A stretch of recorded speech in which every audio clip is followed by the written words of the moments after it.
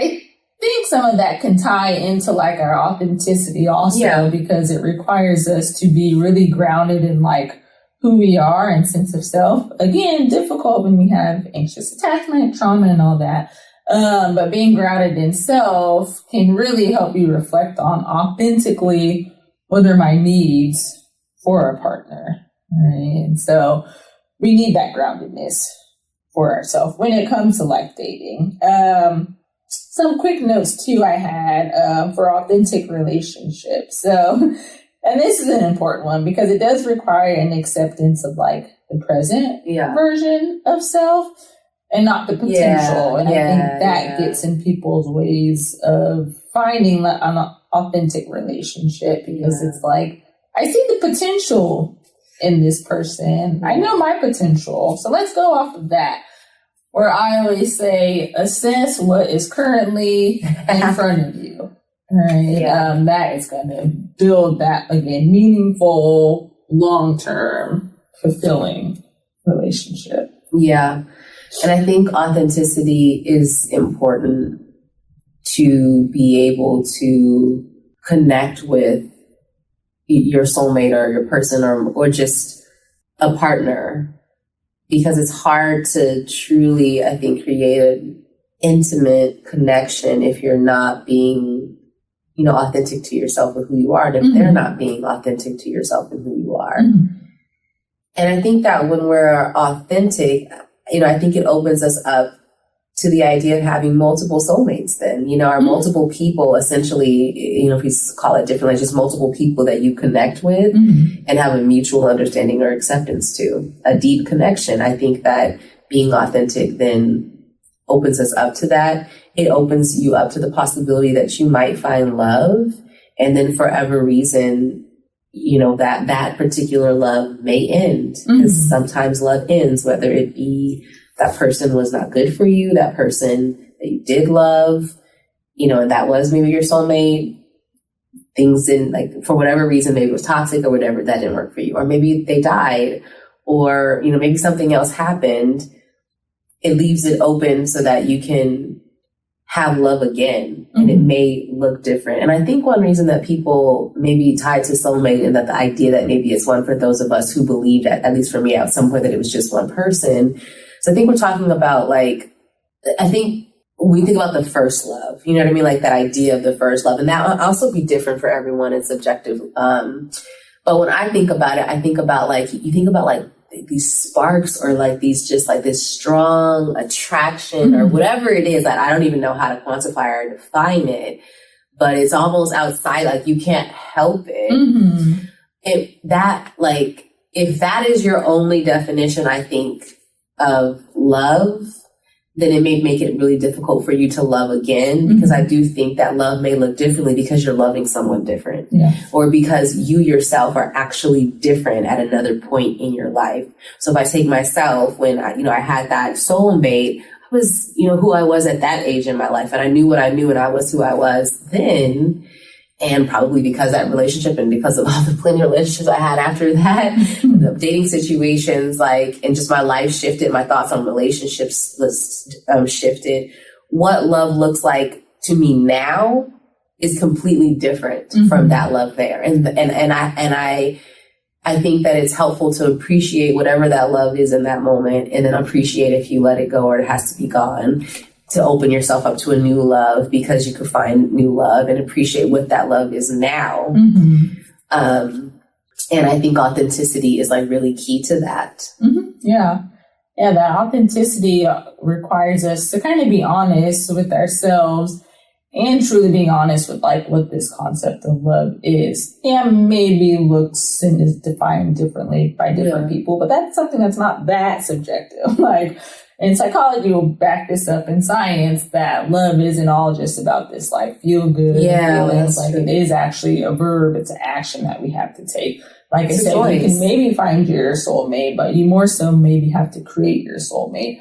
And that's kind of this concept of love. If you've been lucky enough to just be instantly drawn to someone, love at first sight, and you're still married 40 years, that is amazing.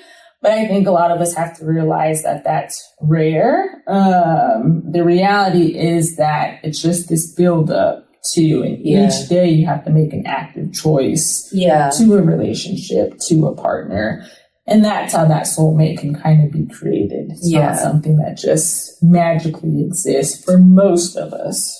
And that, when you said that, it makes me think about like even someone who maybe did have like love at first sight or something, and they lasted for 40 years. I'm not in that position, so I don't know. But I wonder, like, it's if you still are making choices each day, like you said, that it's not just love at first sight and then it's all easy and it's every day to get up. I feel like maybe for you it was love at first sight, and each day you choose to continue to love that person every day for 40 years. Yeah, definitely. Yeah.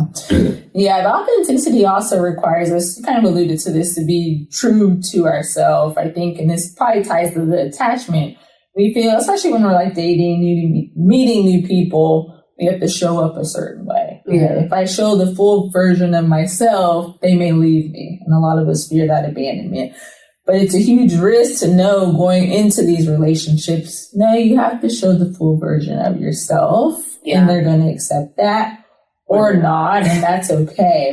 But we do know how hard that rejection is really hard. And I also think that it might be better to show it up front because you might get rejected in the end when you've already put in so much, when you can't continue to hold the real you back or all the things about you back. So it's going to come up eventually, which is why maybe it takes time to see these things.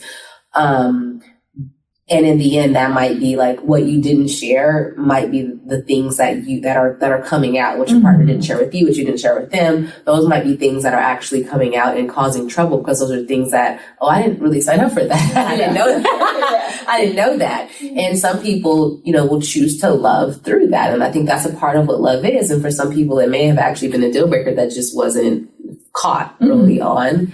And that could also be really painful to like love someone so deeply, and then in the end, like, this isn't going to work, and maybe it would have been helpful to show it before.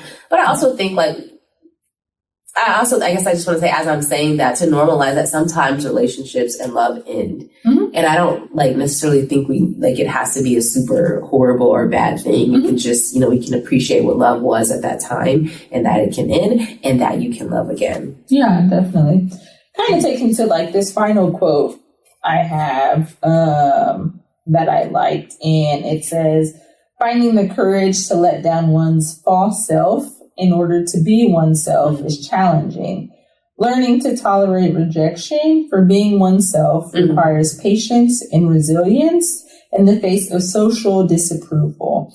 It requires preserving until finding a romantic partner who is truly appreciative of our unrecognized efforts to be ourselves despite social rejection.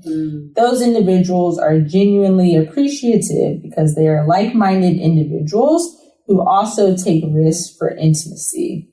And I think that, in essence, may lead you to finding your soulmate. I love that. And I think it's also about being in your lane, being honest and authentic and sharing and vulnerable up front and risking that rejection.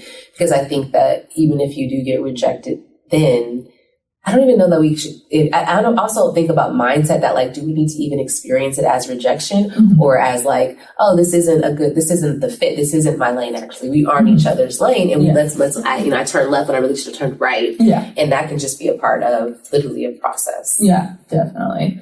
But so many of us fear that rejection, right? Which makes it hard. But I think love, engaging in any intimate relationship, I always feel it's one of the riskiest things we'll do in our life, because it comes at the risk of so much and the cost of our emotions and pain.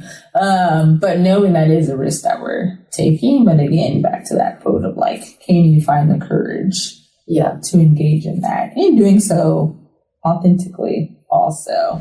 Thanks for tapping in to All Things Authentic. Make sure you subscribe to the channel. For full episodes, find All Things Authentic on your favorite podcast listening platform.